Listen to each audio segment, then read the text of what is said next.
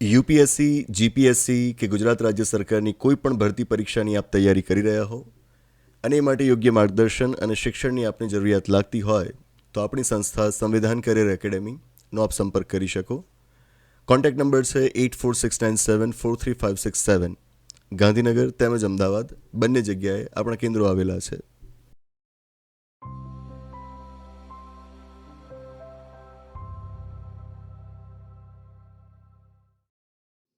નમસ્તે, સ્વાગત છે આપનું આપણા કાર્યક્રમમાં કે જેનું નામ છે ગોષ્ઠી વિથ વિકલ્પ કોટવાલ. ભારત અને અમેરિકા વચ્ચેના સંબંધો અત્યારે ચર્ચામાં છે. ગયા વર્ષે ડોનાલ્ડ ટ્રમ્પ અમેરિકાના રાષ્ટ્રપતિ બન્યા ત્યારથી લઈને અત્યાર સુધીમાં એટલે કે પાછલા એક વર્ષની અંદર ડોનાલ્ડ ટ્રમ્પે એવા ઘણા બધા નિર્ણયો લીધા છે કે જે ભારત માટે નુકસાન કરતા સાબિત થયા છે, નુકસાન કરતા સાબિત થઈ રહ્યા છે.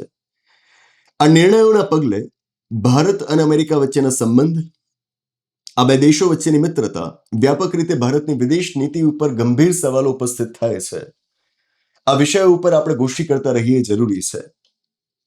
ગયા વર્ષે આવા વિષયોને આપણે ગોષ્ઠી માટે પસંદ કર્યા હતા, જેમ કે 2025ના વર્ષમાં જાન્યુઆરીના મહિનામાં ડોનાલ્ડ ટ્રમ્પ અમેરિકાના રાષ્ટ્રપતિ પદ માટે ચૂંટાય છે અને પછી શું કરે છે?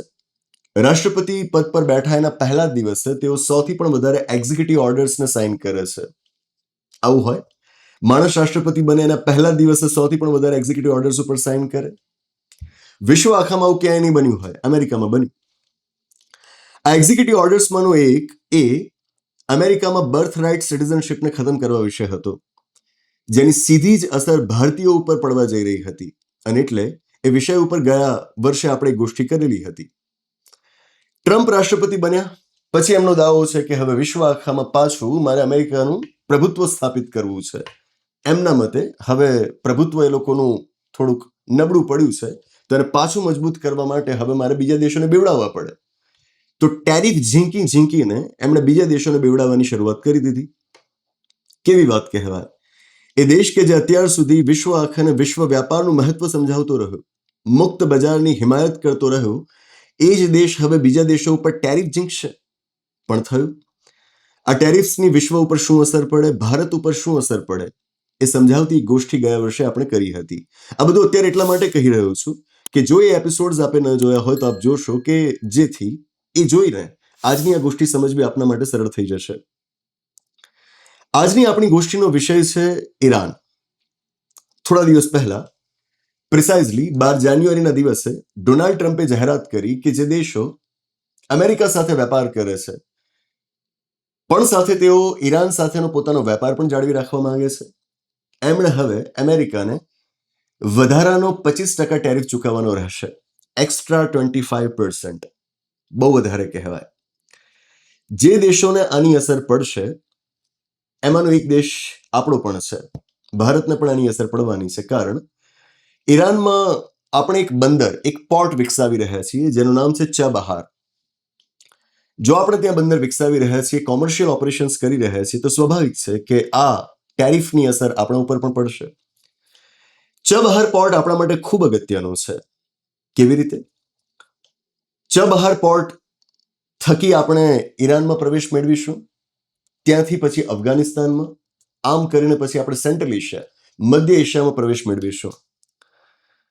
સેન્ટ્રલ એશિયા સાથે આપણે કોઈ પણ સંબંધ રાખવા હોય, એની સાથે વેપાર કરવો હોય તો આપણે એની સાથે જોડાવવું તો પડે ને. પણ આપણી ભૌગોલિક સ્થિતિ એવી છે કે જ્યાં સેન્ટ્રલ એશિયા સાથે કનેક્ટ થવા માટે આપણે પાકિસ્તાન થઈને જવું પડે. આપણી ભૌગોલિક સ્થિતિ એવી છે અને આપણે જાણીએ છીએ કે પાકિસ્તાન સાથેના આપણા સંબંધો કેવા છે. એ આપણને એટલી ઇઝીલી એક્સેસ તો આપે નહીં, ન જ આપે. તો પછી સેન્ટ્રલ એશિયા સાથે સંબંધ રાખવો કેવી રીતે? લાંબા સમયથી આપણે વિકલ્પ શોધી રહ્યા હતા કે પાકિસ્તાનને બાયપાસ કરીને કઈ રીતે સેન્ટ્રલ એશિયા સાથે આપણે જોડાઈ શકીએ, અને ફાઇનલી આપણને વિકલ્પ મળી ગયો. વિકલ્પ મળ્યો કે જો આપણે ઈરાન સાથે કનેક્ટ થઈએ દરિયાઈ માર્ગે તો પછી આપણને સેન્ટ્રલ એશિયામાં ઇઝી એક્સેસ મળી જશે. અને એટલે આપણે નક્કી કરીએ છીએ કે ઈરાનની અંદર બંદર આપણે વિકસાવી આપીશું. 2015ના વર્ષમાં ભારત અને ઈરાન વચ્ચે મેમોરેન્ડમ ઓફ અન્ડરસ્ટેન્ડિંગ સાઇન થાય છે. ઈરાનની અંદર ચાબહાર પોર્ટ વિકસાવવા માટેનું MOU સાઇન થાય છે. પછીથી 2016ના વર્ષમાં આપણે એમની સાથે અગ્રીમેન્ટ કર્યું કે અમે ત્યાં આગળ કોમર્શિયલ ઓપરેશન્સ શરૂ કરીશું. સીધી વાત છે કે જો આટલું બધું આમાં કામ આગળ વધી ગયું હોય, છેક 2015ના વર્ષમાં આપણે MOU સાઇન કર્યું હતું, 10 વર્ષ થયા, તો ટ્રમ્પ અત્યારે ટેરિફની વાત કરે તો એની અસર આપણા ઉપર પડવાની જ છે. અમેરિકા અને ઈરાન વચ્ચેના સંબંધો લાંબા સમયથી વણસેલા છે, ખૂબ લાંબા સમયથી. 1979ના વર્ષમાં ઈરાનની અંદર ક્રાંતિ થઈ હતી, ઇરાનિયન રેવોલ્યુશન, અને પછીથી એ બંને વચ્ચેના સંબંધો ખૂબ ખરાબ થયા છે. અમેરિકાએ એમના ઉપર સેન્ક્શન્સ ઇમ્પોઝ કર્યા છે. હું અહીં આગળ આપને એક મૂવી રેકમેન્ડ કરવા માંગીશ. હોલિવૂડનું એક મૂવી છે આર્ગો. 2012ના વર્ષમાં રિલીઝ થયું હતું, બહુ સારું મૂવી છે.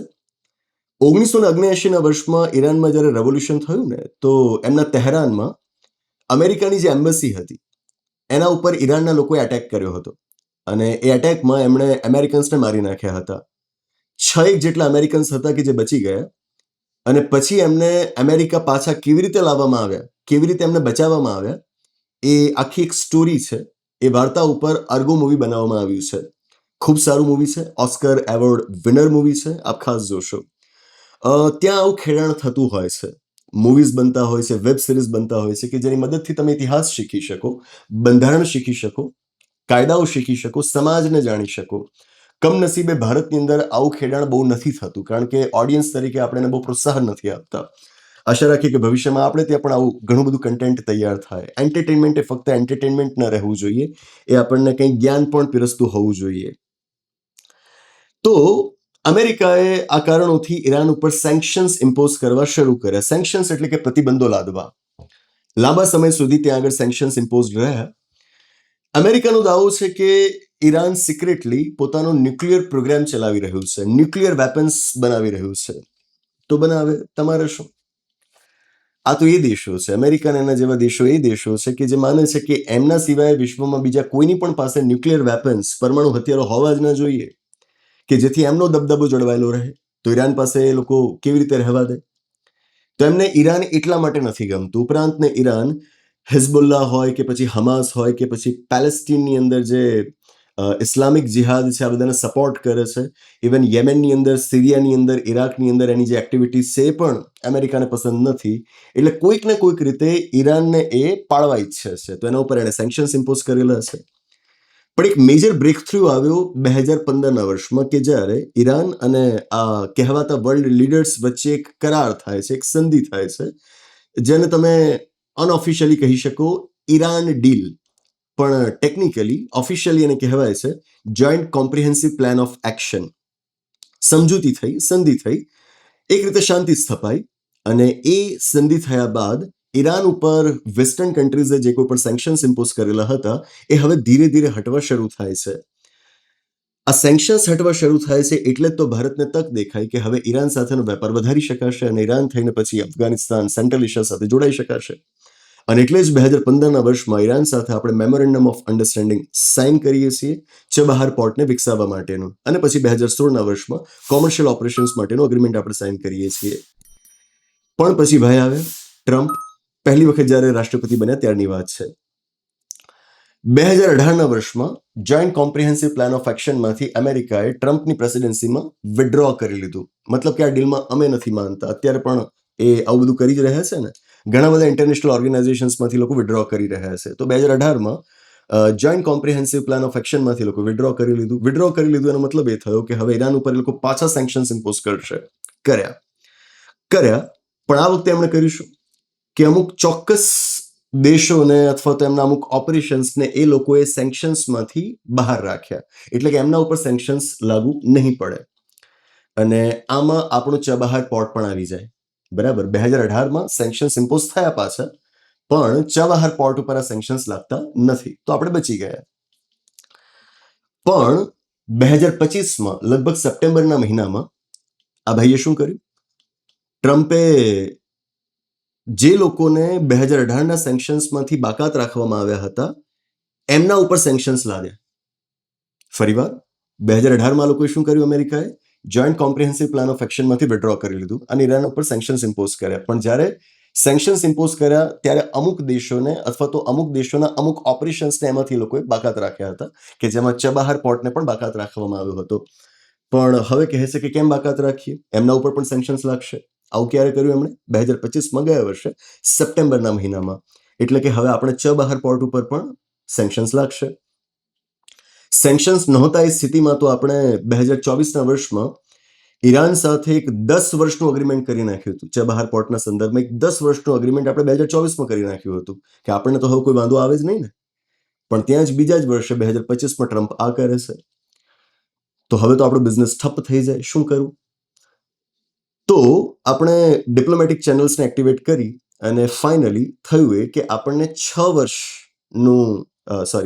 નહીં, 6 મહિનાનું એક્ઝેમ્પશન મળ્યું. એટલે કે તમારા ઉપર સેન્કશન્સ લાગશે પણ 6 મહિના સુધી નહીં લાગે, એના પછી લાગશે. બરાબર? મતલબ એ થયો કે 6 મહિનામાં તમારે જે કરવું છે કરી લો, 6 મહિના પછી તમારા ઉપર સેન્કશન્સ લાગશે. આજે 6 મહિનાના સેન્કશન્સ, 6 મહિનાના એક્ઝેમ્પશન્સની જે લિમિટ છે એ લગભગ 26 એપ્રિલ 2026ના દિવસે પૂરી થાય છે. મતલબ કે 26 એપ્રિલ 2026 સુધી ચબહાર પોર્ટ ઉપર યુએસએના કોઈ સેન્કશન્સ નથી લાગવાના. બરાબર છે? આ સ્થિતિ છે. અત્યારે આ મુદ્દો કેમ ચર્ચામાં ખૂબ આવ્યો? કારણ એ છે કે મીડિયામાં રિપોર્ટિંગ એવું થયું કે ભારત ચબહાર પોર્ટને ખાલી કરી રહ્યું છે. અમેરિકાના સેન્કશન્સના ડરથી ભારત એ ચબહાર પોર્ટને ખાલી કરી રહ્યું છે. આપણા જેટલા પણ ઓપરેશન્સ ત્યાં આગળ છે એ બધાને આપણે વાઇન્ડ અપ કરી રહ્યા છીએ. તો આ તો આપણી બહુ મોટી હાર કહેવાય ને. આપણે બંદર છોડી દેવું પડે, અને એ અમેરિકાના કારણે. આવું કેમ? આવું મીડિયામાં બહુ રિપોર્ટિંગ થયું. રિપોર્ટિંગ એમ કરવામાં આવ્યું છે કે સપ્ટેમ્બર ઓક્ટોબર 2025માં જ્યારે અમેરિકાએ સેન્કશન્સ ઇમ્પોઝ કર્યા ચબહાર પોર્ટને વગેરે ઉપર, ત્યારે ભારતે એની પાસે સમય માંગ્યો કે અમે એકદમથી આ બધું ખાલી ન કરી શકીએ, થોડો સમય અમને આપો. તો તમને ખાલી કરવા માટે સમય અપાયો છે 6 મહિનાનો. બરાબર? અત્યારે ભારત સરકાર આને કાઉન્ટર કરતા એમ કહી રહી છે કે વાસ્તવમાં તમારી પાસે 26 એપ્રિલ 2026 સુધીનો સમય છે અમેરિકા સાથે નેગોશિએટ કરવાનો. મતલબ કે અમે ચબહાર પોર્ટને ખાલી નથી કરી રહ્યા, આ સમયગાળામાં અમે એમની સાથે નેગોશિએટ કરવાના છીએ. આપણા એક્સટર્નલ અફેર્સ મિનિસ્ટર આવતા મહિને અમેરિકા જવાના છે અને ત્યાંના સેક્રેટરી ઓફ સ્ટેટને મળવાના છે, અને ત્યાં પછી વાટાઘાટો થશે અને વાટાઘાટોથી નક્કી થશે કે ચબહાર પોર્ટનું ફ્યુચર શું હશે. બરાબર? મતલબ કે સરકારી પક્ષ જાળવી રાખે છે કે અમે પોર્ટ ખાલી નથી કરી રહ્યા, હજુ અમેરિકા સાથે નેગોશિએશન્સની વિન્ડો ખુલ્લી છે, આપણે એમની સાથે વાટાઘાટો કરી રહ્યા છીએ. પણ મીડિયાની અંદર સતત એ રિપોર્ટિંગ થઈ રહ્યું હતું કે ભારત સરકાર તો ચબહાર પોર્ટ ખાલી કરી રહી છે. આ બેમાંથી સાચું શું એ તો આપણે નક્કી ન કરી શકીએ, પણ હું એટલું કહીશ કે જો ખરેખર આપણે ચબહાર પોર્ટ ખાલી કરી રહ્યા હોઈએ તો એ આપણી ફોરેન પોલિસીની બહુ મોટી નિષ્ફળતા કહેવાય. આપણી વિદેશ નીતિની બહુ એટલે બહુ મોટી નિષ્ફળતા કહેવાય. અને આશા રાખીએ કે ખરેખર એવું ન જ હોય. આપણા વિદેશ મંત્રી આવતા મહિને અમેરિકા જઈને બહુ સારા નેગોશિએશન્સ કરે અને 26 એપ્રિલ 2026ની જે ડેડલાઇન છે એ ડેડલાઇન રહે જ નહીં. અમેરિકાને જ્યાં સેન્કશન્સ ઇમ્પોઝ કરવા હોય, ટેરિફ નાખવા હોય નાખે, આપણા ઉપર એ ન આવવું જોઈએ. બરાબર? વસુધૈવ કુટુંબકમની એવી બધી વાતો આપણે કરતા હોઈએ, પણ આપણું ઘરે પહેલું. બરાબર? તો આ સ્થિતિમાં જો સામે ટ્રમ્પ આવો હોય તો એ જોવું પડે કે આપણે આપણા નેશનલ ઇન્ટરેસ્ટને કેવી રીતે પ્રોટેક્ટ કરી શકીએ છીએ. અને ચબહાર પોર્ટની અંદર આપણો બહુ મોટો ઇન્ટરેસ્ટ રહેલો છે, એ આપણે ક્યારે ન ભૂલવું જોઈએ. જેમ મેં કહ્યું કે સેન્ટ્રલ એશિયા સાથે એક્સેસ મેળવવા માટે જરૂરી છે. ઉપરાંતને હમણાં ઉઝબેકિસ્તાને પણ એ ઈચ્છા દર્શાવી હતી કે ચબહાર પોર્ટ થ્રુ એ લોકો વેપાર કરશે. ઇવન રશિયાએ પણ પોતાના ટ્રેડ માટે ચબહાર પોર્ટને એક ઇમ્પોર્ટન્ટ ઓલ્ટરનેટિવ તરીકે જોયો છે. પાકિસ્તાનની અંદર ચાઇના ગ્વાદાર પોર્ટ વિકસાવી રહ્યું છે. બરાબર? એને કાઉન્ટર કરવા માટે પણ ઈરાનની અંદર આપણે ચબહાર પોર્ટ વિકસાવીએ ખૂબ જરૂરી છે. મતલબ કે ફક્ત ટ્રેડ એન્ડ કોમર્સના પર્સપેક્ટિવથી નહીં, ડિફેન્સના એંગલથી, મિલિટરી પર્સપેક્ટિવથી જોઈએ, જીઓ પોલિટિક્સની દ્રષ્ટિએ જોઈએ, દરેક દ્રષ્ટિએ આપણે જોઈએ તો ચબહાર પોર્ટ આપણા માટે ખૂબ અગત્યનું સાબિત થાય છે. અને એટલે આપણે ઈચ્છીશું કે એવી નોબત ના આવી જોઈએ કે આપણે એ પોર્ટ ખાલી કરી દઈએ અમેરિકાના સેન્કશન્સના કારણે. આશા રાખીએ કે આપણા વિદેશ મંત્રી આવતા મહિને અમેરિકા જઈને સફળ વાટાઘાટો કરે અને 26 એપ્રિલ 2026ની જે ડેડલાઇન છે હટી જાય અને આપણા ઉપર સેન્કશન્સ લાગુ ન પડે, ચબહાર પોર્ટ ચાલતો રહે. That's it. આશા રાખું કે ઇન્ટરનેશનલ અફેર્સ કે જે ભારતને સીધા જ અસર કરે છે એ વાતો આજની આ ગોષ્ઠીમાં આપને સમજાઈ હશે. સામાન્ય રીતે પ્રાદેશિક મુદ્દાઓ આપણી ચર્ચાઓમાં એટલા બધા હાવી થઈ જતા હોય કે ઘણી વખત રાષ્ટ્રીય અને આંતરરાષ્ટ્રીય સ્તરની ખબરો ઉપર આપણે બહેસ નથી કરતા હોતા. ગુજરાતની અંદર આવું વાતાવરણ ખાસ હોય છે. પ્રાદેશિક સમાચારોને એટલું બધું મહત્વ આપવામાં આવે છે કે લોકો રાષ્ટ્રીય અને આંતરરાષ્ટ્રીય સ્તરના સમાચારોની ચર્ચાઓમાં ભાગ નથી લેતા. આપણી ગોષ્ઠી દ્વારા આપણે પ્રયત્ન કરી રહ્યા છીએ કે આવી ચર્ચાઓ આપણે ગુજરાતમાં પણ થાય અને બહુ સારી રીતે થાય. આશા રાખું કે આ ગોષ્ઠી આપને ગમી હશે. બસ આ જ આશા સાથે આ ગોષ્ઠીની આગળ સમાપ્ત જાહેર કરીએ છીએ. આવનાર એપિસોડમાં આવી જ કોઈક નવી વાત સાથે, એક રસપ્રદ ચર્ચા સાથે, એક નવી ગોષ્ઠી સાથે પાછા મળીશું. આભાર. નમસ્તે.